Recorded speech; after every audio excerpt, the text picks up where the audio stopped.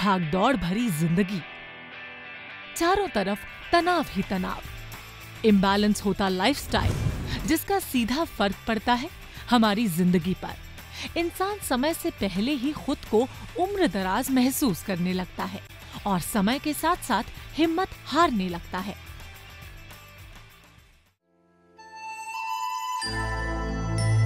लेकिन कुछ लोग ऐसे होते हैं जिन पर उम्र का कोई असर नहीं दिखता और जिनका काम समाज के लिए प्रेरणा बन जाता है। ऐसे ही नामों में से एक नाम है डॉक्टर जोगिंदर का।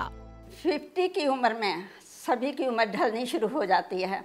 हमें भी ऐसा ही महसूस हुआ कि जैसे बुढ़ापे की तरफ हमारे कदम बढ़ रहे हैं, और हमने सोचा कि सबसे पहले तो अपने आप को, अपनी सेहत को ठीक रखना बहुत जरूरी है।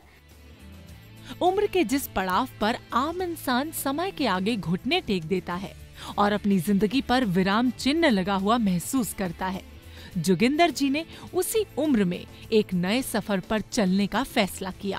किसी समय दीपक चोपड़ा के बारे में पढ़ा था, उन्होंने लिखा था फार्मेसी आपके अंदर ही है। फिर एक प्लेटो की हमने डेफिनेशन पढ़ी थी, if you want to heal your body heal your mind. तो ये सोचते हुए हमने ये सारे कोर्सेज करने शुरू कर दिए। उस समय मेरी उम्र 50 साल की थी। मैं रेगुलर स्टूडेंट बनी और कॉलेज गई, जबकि मेरे साथ में छोटे छोटे बच्चे थे, कोई बीएससी का, कोई बीए का, इस तरह का। हमें ज़रा भी इस बात को ख़राब नहीं लगा।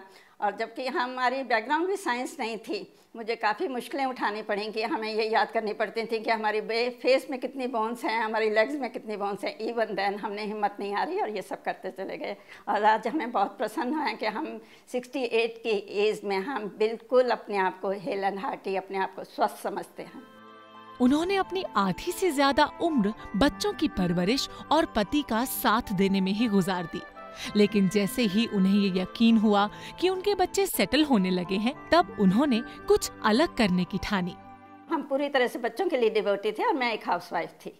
इसके अलावा हम कभी कुछ नहीं सोचते थे, जस्ट अपना गार्डन देखना, बच्चे देखने और अपने घर की गृहस्थी को देखना।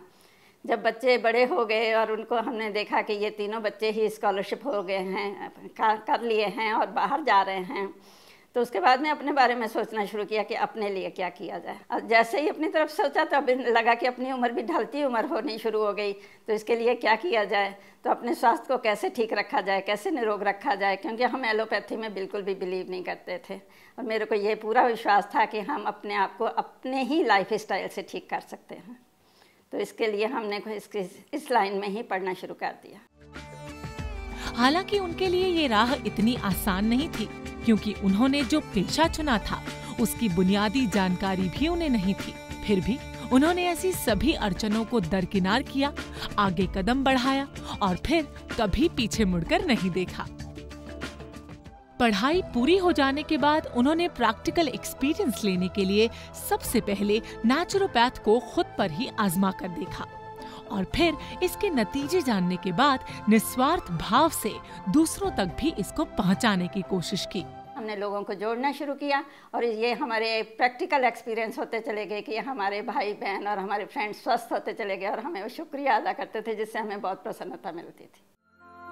धीरे धीरे वो आसपास के लोगों की प्रॉब्लम्स को सॉल्व करते करते लोगों के लिए एक प्रेरणा का स्रोत बनने लगी। आज हर उम्र के लोग, चाहे वो बूढ़े हो या हो बच्चे, उनके साथ जुड़ते ही जा रहे हैं और उनकी संगति में रहकर खुद को तनाव मुक्त और हेल्दी फील करते हैं। घर की परेशानियों से दूर लाइफस्टाइल के बारे में थोड़ी बात करना, तो इससे उनको बहुत लाभ होने शुरू हो गए थे। इसी तरह से मेरे घर में बच्चे रेगुलर बेसिस पर बच्चे आते हैं।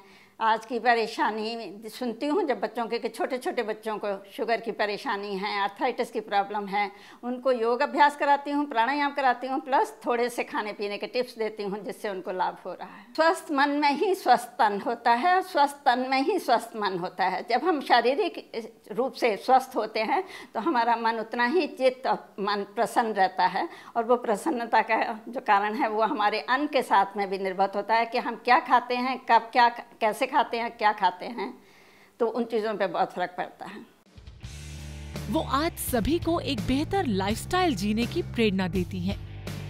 अपनी सोच को बदलते हुए और अपने तन का और अन्न का ध्यान रखते हुए हम 68 की एज में हम ज़्यादा खुश रहते हैं, बजाय इसके कि जब मैं 45 की एज में हम थोड़ा डाउन फील करते थे। उनका हमेशा यही प्रयास रहता है कि ज्यादा से ज्यादा लोगों को हेल्दी लिविंग के प्रति जागरूक बनाया जा सके, और इसके लिए वो जिन लोगों तक खुद नहीं पहुंच सकी, उनके लिए न्यूज़पेपर्स और मैगजीन्स में जोगिंदर के लिखे आर्टिकल्स पहुंच का एक जरिया बन जाते हैं। मेरा आपके लिए यही संदेश है कि खुशी की चाबी रखना अपने हाथ, मिलके चलना सबके साथ। हमेशा अपने आप में पॉजिटिव विचार रखिए और अपने आप को स्वस्थ रखिए। आज जोगिंदर हम सभी के लिए एक मिसाल बन चुकी हैं, और उन्होंने ये साबित कर दिया है कि किसी भी काम की शुरुआत कभी भी की जा सकती है, बशर्ते आप में भी उन्हीं की तरह सच्ची लगन, मेहनत और जज्बा हो।